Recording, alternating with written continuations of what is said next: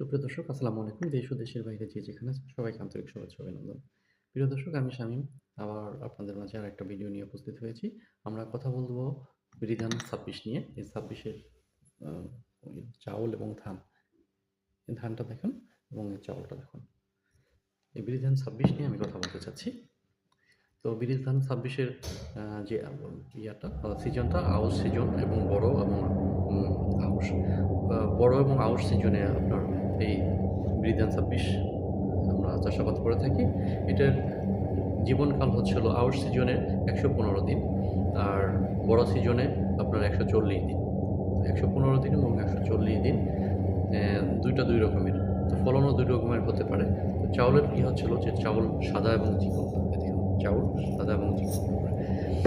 তো বিধান ২৬ আপনার হেক্টর প্রতি ৪ টন, আপনার আউশ সিজনে হেক্টর প্রতি ৪ টন, আর আপনার বড় সিজনে হেক্টর প্রতি ৬ টন। তো এখানে ২ টনের ডিফারেন্স। অতএব বড় সিজনটাই হলো মেন, আর আউশ সিজনটা অপশনাল। তো এটার রিলিজ হয়েছে বাংলাদেশ ধান গবেষণা ইনস্টিটিউটের পক্ষ থেকে ১৯৯৬ সালে। ১৯৯৩ সালে আপনার এটা রিলিজ হয়েছে। ১৯৯৩ সালে বাংলাদেশ ধান গবেষণা ইনস্টিটিউটের পক্ষ থেকে সাধারণ পাবলিকদের হাতে দেওয়া হয়েছে। তো আমি সংক্ষিপ্ত বিবরণ আপনাদের মাঝে তুলে ধরার চেষ্টা করেছি।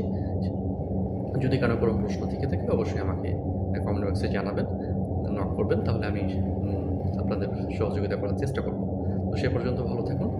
আ আ আমাকে সহযোগিতা করবেন পাশে থেকে। সবাই ভালো থাকুন। আমার জন্য দোয়া করবেন। আসসালামু আলাইকুম।